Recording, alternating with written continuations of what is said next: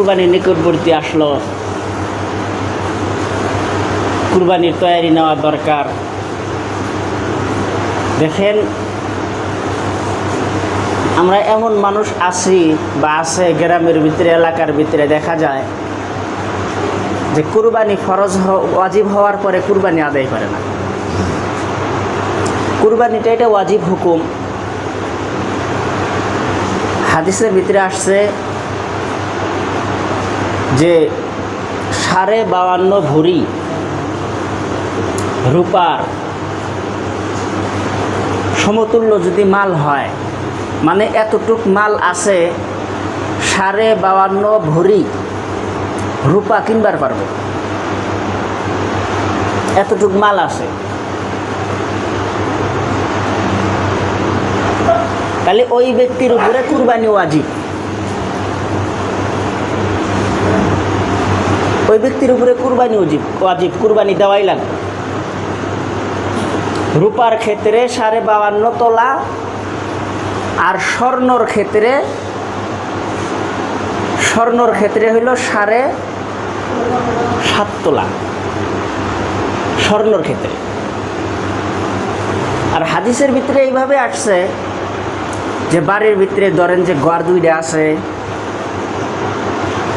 তার বাদে মাড়ি শাল গাছ 10টা আছে, চামা গাছ 2টা আছে, তার বাদে আর ওই যে কি কয় গামারি গাছ আছে 3টা। 2টা গামারি গাছ ধরেন যে 30,000, মানে মোটা তাজা ভালো হয়েছে, শাল হয়েছে, কি কয় সার হয়েছে মধ্যে দিয়া। তো 2টা গামারি গাছ 30,000 যাব না, একটা 15,000 করে যাব না? আরামসে যাবো। আবার যদি মোটা তাজা গাছ হয় আরামসে যাব। 30,000 বাতি দেন, 20,000 ধরেন, 10,000ই ধরেন। তো 2টা গামারি গাছ 10,000, শাল গাছ আছে 5টা, একটা 5,000 করে ধরেন, 25,000। তো এই যে এইগুলাও কুরবানির ভিতরে পড়বো, এটাও আপনার মাল, এটাও কুরবানির ভিতরে পড়বো, এটাও কুরবানির মশলার ভিতরে পড়বো, এটাও আপনার মাল। গাছ যে আছে আপনার বাড়িতে, এটাও আপনার মাল। সুপারির বাগান আছে আপনার, ধরেন যে ওই সুপারির বাগান আপনি 50,000 60,000 টাকা বিক্রি করেন মৌসুমে, ওটাও কুরবানির ভিতরে পড়বো। তাহলে এখন বোঝা যাইতেছে কুরবানি গ্রামের পরাই মানুষের উপরে ওয়াজিব হয়েছে। কুরবানি গ্রামের পরাই মানুষের উপরে ওয়াজিব হয়েছে। মেহতারাম দোস্ত বুজুর্গ, কিন্তু কুরবানি দেওয়ার দিকে আমরা ভ্রুক্ষেপ করি না। এটা বহুত বড় একটা আমল, আল্লাহর নৈকট্য লাভ করার একটা বহুত বড় একটা কৌশল, বহুত বড় একটা মানে এটা বহুত বড় একটা আল্লাহর নৈকট্য লাভ করার, আল্লাহর কারিব যাওয়ার বহুত বড় একটা এটা উসিলা। কুরবানিটা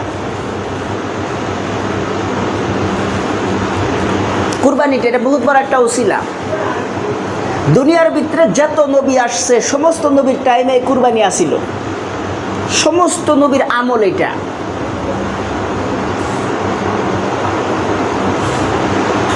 আমাদের বাবা আদম আলাইহিস সালাম, যিনি আমাদের আদি পিতা, সবারই পিতা, আদম আলাইহিস সালাম, উনি যখন জান্নাতের ভিতরে বানায়া রাখছিলেন, আল্লাহ সব কিছুই খাওয়ার হুকুম করলেন, সব কিছুই করার হুকুম করলেন, কিন্তু আল্লাহ গন্ধম গাছকে ধরবারই নিষেধ করছিলেন, যে এই গাছটার দিকে যাবাই না, এই গাছটাকে সুবাই না, এই গাছটাকে বলাবাই না। বহুত লম্বা ঘটনা। যেভাবেই হোক হাওয়া আলাইহিস সালামকে আদমের বাম পাজরের হাড় বাইর করে হাওয়া আলাইহিস সালামকে বানাইছেন, আম্মাজান হাওয়াকে বানাইছেন। বানানোর পরে আদম আলাইহিস সালামের সাথে হাওয়ার সাথে বিবাহ হয়েছে, নিকাহ হয়েছে। আল্লাহ মহারানার শর্ত লাগাইছেন। আদম আলাইহিস সালাম কি মহরা দিব আল্লাহকে জিজ্ঞাসা করছেন। আল্লাহ নবীর উপরে 11 বার দুরূদ পড়বার কইছেন, যে এটাই তোমার মহারানা।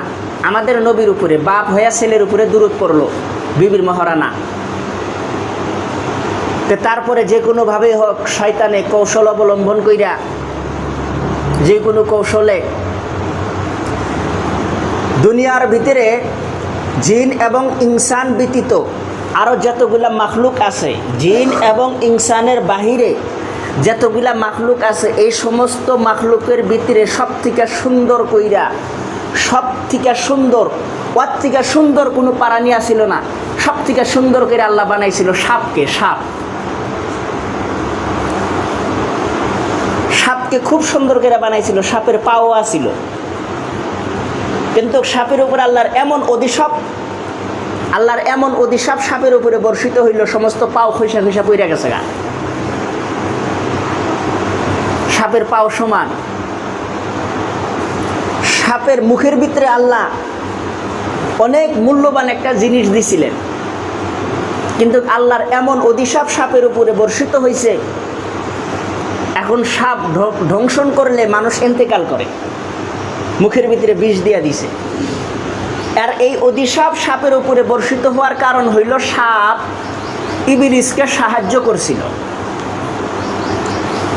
সাপ ইবলিসকে সাহায্য করছিল, শয়তানকে সাহায্য করছিল, জান্নাতের ভিতরে ঢোকার রাস্তা বাইর করে দিছিল সাপে। ইবলিসের তো জান্নাতের মাটিতে পা রাখার কোনো এজাজত নাই। কেন? আল্লাহ নিষেধ করছে জান্নাতের মাটিতে ইবলিস পাও রাখবার পারবো না, শয়তানে পাও রাখবার পারবো না। তখন ইবলিস কৌশল অবলম্বন করছে, সাপের মুখের উপরে উইটা জান্নাতের ভিতরে প্রবেশ করছে। যখন গন্ধম গাছের বগলে গেছে, সাপের পিঠের থেকে নাইমা গন্ধম গাছের শিরাতে পা রাখছে। সাপে তখন কইল যে তুমি কইলাও কি করলাও কি? আল্লাহ তোমার জান্নাতের মাটিতে পাও রাখবার নিষেধ করছে, তুমি তো আমার মাথার থেকে নাইমা গেলাও। বলে কই, আমি তো জান্নাতের মাটিতে পাও রাখি নাই, গন্ধম গাছের শিবার উপরে পাও রাখছি। তুমি হাতরম দোস্ত বুজুর্গ, শয়তান তো জিন জাতি, আগুনের তৈরি, ও অনেক অনেক রূপ নিবার পারে। যেরকম আপনি কোরআন খুইলা দেখেন, সূরা জিনের ভিতরে আল্লাহ জিনের কথা বর্ণনা করছেন, জিন জাতির বয়ান করছেন সূরা জিনের ভিতরে। জিন জাতি, প্রত্যেকটা জিন প্রত্যেক দিন অগের একবার হইলেও রূপ বদল করা লাগে। এটা আল্লাহর তরফ থেকে একটা নিয়ম, করাই লাগবে রূপ বদল। যেই জিন রূপ বদল করবো না, আর রেহাই নাই, রূপ বদল করাই লাগবো। তো প্রত্যেকটা জিন রাত্রের ভিতরে তারা একবার হইলেও রূপ বদল করে, সাপের রূপ নেয়, বিলাইয়ের রূপ নেয়, কুকুরের রূপ নেয়, গাছের রূপ নেয়, মাছের রূপ নেয়, অমুক তমুক, মানে যে কোনো একটা রূপ নেয় আর অল্প টাইমের জন্যে রূপ বদল করেই। ওই জন্য হাদিসের ভিতরে, মেশকাত শরীফের হাদিসের ভিতরে কইছে, রাত্রে যদি সাপ বাইর হয়, বাইর হওয়ার সাথে সাথে আক্রমণ করবার যায় না, কারণ ওটা জিন্নাত হবার পারে। প্রথমে হ্যাঁ শেষ কও, ভাগার কথা কও মুখ দিয়া, যদিও জিন্নাত হয় ভাইগা যাবো গা। আর ভাগার কথা কইলেও, মুখ দিয়া ভাগবার কইলেও যদি ওই সাপ যদি না ভাগে, তাহলে ও জিন্নাত না, তারপরে তুমি মারবার পারো। কিন্তু প্রথমেই মারতে নিষেধ করছে হাদিসের ভিতরে, মিশকাত শরীফের হাদিস, যে যদি জিন্নাত হয় তাকে যদি মারো ক্ষতি হওয়ার সম্ভাবনা থাকে। তো মহতরম দোস্ত বুজুর্গ, তো ইবলিস তো আগুনের তৈরি, এ জিন জাতীয়। তো গন্ধম গাছের শিবাতে পা রাখছে, গাছের ভিতরে উইডা গেছে, ছোট বাচ্চার রূপ নিয়ে কান্না শুরু করছে। মা বোনদের দিল আল্লাহ নরম করে দিছে। হ্যাঁ, আম্মাজান হাওয়া আলাইহিস সালাম কান্না শুনছে, ধীরে ধীরে আইগে গেছে, যায় দেখে ছোট বাচ্চা কান্দে। কে গো বাবা কান্দো কে? কি হয়েছে তোমার? কি হয়েছে? কিসে নিয়ে কান্দো? তেহান তো ইবলিস কয়, আমি তো দুঃখে কান্দি। আল্লাহ জান্নাত আপনি করে দিয়া দিল, সব জায়গাতে ঘুরবার কইলো, সব ফল খাবার কইলো। আল্লাহ আপনি করে এই যে এই গাছের ফল সব থেকে সুস্বাদু, এই গাছের ফল, আসল ফলে আপনি করে আল্লাহ খাবার নিয়ে না করলো, যেই ফল খাইলি গেলা আপনারা অনন্তকাল জান্নাতের ভিতরে থাকবেন।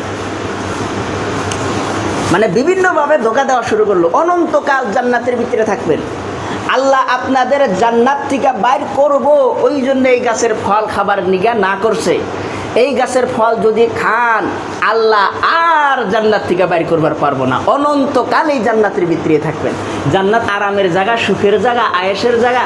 আম্মাজান হাওয়া আলাইহিস সালাম মনে করছে কথা তো বানি ঠিকই, ছোট বাচ্চা তো মিছা কথা কবার পারে না, তাহলে আসলেই বানি জান্নাত থেকে আমাদের বাইর করে দেয় নাকি?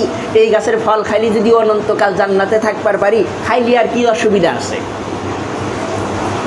তো ইবলিসে ফল পাইরা দিছে, আম্মাজান হাওয়া আলাইহিস সালাম খাইছে, বাবা আদম আলাইহিস সালামের জন্য নিয়েও গেছে। আদমকে খাওয়াবো, আদমকে যখন খাওয়াবো ফল বাইর করে দিছে, আদম আলাইহিস সালাম খায় নাই, লম্বা ঘটনা। কৌশল অবলম্বন করছে, গন্ধম ফল রস করছে, শরবতের সাথে মিশাই আদম আলাইহিস সালামকে খাওয়াইয়া দিছে। মুখের ভিতরে নিচে ঢোক চিপছে, জিব্বার তো স্বাদ বোঝে, জিব্বার ভিতরে, হ্যাঁ জিব্বার ভিতরে ডেস্ট বাট একটা বইলা একটা জিনিস আছে জিব্বার ভিতরে, ছোট ছোট ছোট ছোট যেগুলা সব কিছুরই স্বাদ বোঝে। তো জিব্বাই দইরা হাল দিছে, এটা তো অন্য কিছু না, এটা তো গন্ধম ফল খাইতেছি আমি, গন্ধম ফলের স্বাদ জিব্বাই দইরা হাল দিছে। ধরার সাথে সাথে আদম আলাইহিস সালাম নখ দিয়া এইভাবে গলার ভিতরে টিভি মেরে দিছে।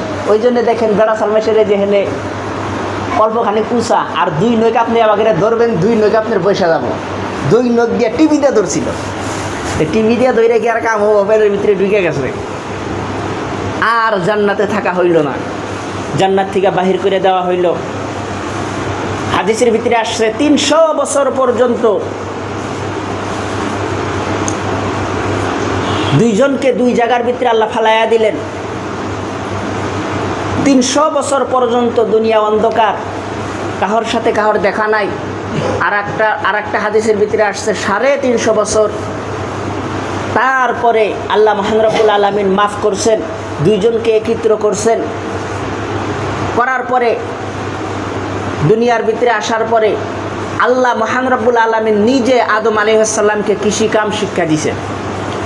দুনিয়ার ভিতরে যত কাম আছে সমস্ত কামের ভিতরে সবথেকে আল্লাহর কাছে পছন্দনীয় কাম হইল কৃষি কাম। সবথেকে পছন্দনীয় কৃষি কামকে আল্লাহ খুব পছন্দ করে। চাকরি করাকে আল্লাহ পছন্দ করে না, ব্যবসা করাকে আল্লাহ পছন্দ করে না। কারণ খালি চাকরি করলে হবো না, চাকরি শেখা ওয়াজিব। আর খালি ব্যবসা করলে হবো না, ব্যবসা শেখা ফরজ। ব্যবসা করবার চাইলে ব্যবসা শেখারও দরকার আছে। আমরা তো অনেকে ব্যবসা করি ওজনে কম দেই,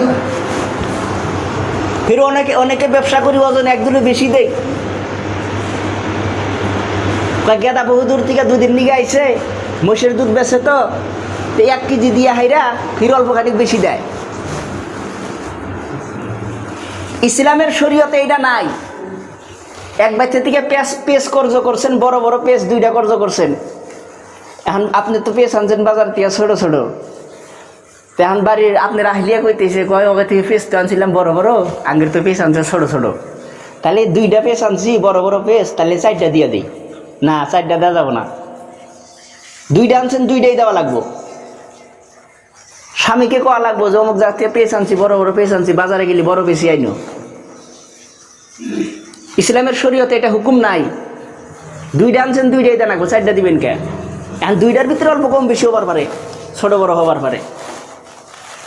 1 কেজি দুধ কিনবা নিয়ে গেছে, 1 কেজি দিবেন, খালি বেশি দেন কে? অত দয়ালু কে? বেশি দেওয়ার টাকাটা দিব আপনি? হ্যাঁ, একদিন ইসলাম যেটা ওটা ইসলামী, শরীয়তের আইন যেটা ওটা আইনি, আপনি বেশি দিবেন কে? বেশি দিবেন তো গুনাহগার হবেন, কম দিবেন তাও গুনাহগার হবেন। তুমি হাতরম দোস্ত বুজুর্গ, দুনিয়াতে আদম আলাইহিস সালামের ছেলে হাবিল ও কাবিল জন্ম নিল। তখনকার শরীয়তের আইনে ছেলে হয়েছে, মেয়ে হয়েছে, হওয়ার পরে ভাই বোনের সাথে বিয়া হয়েছে। আল্লাহ দুনিয়া শুরু করব, ভাই বোনের সাথে বিয়া। তখনকার শরীয়তের হুকুম, জমক জমক হয়েছে, একটা ছেলে একটা মেয়ে। তো প্রথমে যেই ছেলে যেই মেয়ে হয়েছে, আর পরের বার যেই ছেলে যেই মেয়ে হয়েছে, পরের বারের মেয়ে প্রথমবারের ছেলের সাথে, প্রথমবারের মেয়ে পরের বারের ছেলের সাথে, এইভাবে শরীয়তের হুকুম ছিল বিয়া দেওয়া। কিন্তু একসাথে যেই দুইজনে জন্মগ্রহণ করছে, এই দুইজনে বিয়া দেওয়া হারাম ছিল। কিন্তু হাবিলের সাথে, হাবিল ও কাবিল, হাবিলের সাথে যে মেয়েটা হইল ওই মেয়েটা সুন্দরী ছিল, কাবিলের সাথে যে মেয়েটা হইল এই মেয়েটা ওরকম সুন্দরী ছিল না। তো কাবিলের সাথে যে মেয়েটা জন্মগ্রহণ করছে একে দেওয়া লাগে হাবিলের সাথে। হাবিলে এটা মানতি না, হাবিলে এটা মানতি না, ওই মেয়ে ওর পছন্দ না, ওর সাথে যে জন্মগ্রহণ করছে ওইটা পছন্দ। তো তখন কুরবানির হুকুম আসলো যে দুইজনে কুরবানি করো, যার কুরবানি কবুল হবো তাকে সুন্দরী মেয়েটাকে তার সাথে বিয়ে দেওয়া। কাবিলের কুরবানি আল্লাহ কবুল করে নিল। তখনকার ফির কুরবানির হুকুম, কুরবানি কবুল হইলে বোঝা গেছে কেমনে, আকাশ থেকে বজ্রপাত হইয়া ওই কুরবানির জিনিসটা পুড়ে হালিছে। বজ্রপাত হয়েছে আকাশ থেকে।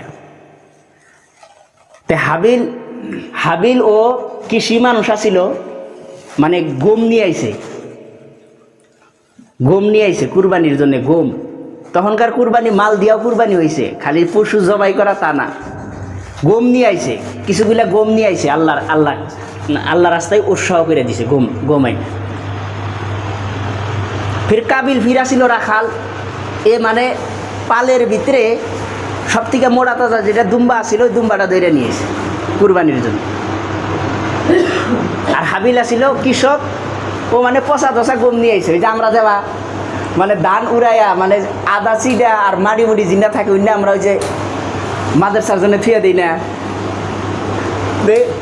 ও বাবা করছে। হাতরম দোস্ত বুজুর্গ, এই কুরবানির সমস্ত নবীরই হুকুম, এই কুরবানি যার এতটুক মাল আছে 52.5 তোলা রূপা কেনার মূল্য, এতটুক টাকা এতটুক মাল যার আছে তার কুরবানি করাই লাগবে। হ্যাঁ, তার কুরবানি করাই লাগবো, যেভাবে হোক কুরবানি করাই লাগবো। বড়টা দিবার না পারেন ছোটটা, ছাগল দেন, তাও দেন, ভেড়া দেন, ছাগল ভেড়া দুম্বা চাঙ্গেরি মিক নাইকা, কিন্তু কুরবানি করাই লাগবে।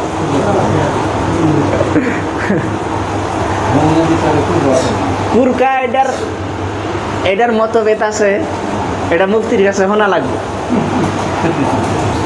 ওই জন্যে কুরবানি আমাদের করা লাগবো। তো কুরবানি আইসা গেছে গা, ইনশাল্লাহ আমরা সবাই কুরবানি করবো, জাগের উপরে ওয়াজিব হয়েছে। তো সবাই 4 রাকাত করে সুন্নাত করি, টাইম করে হয়ে গেছে।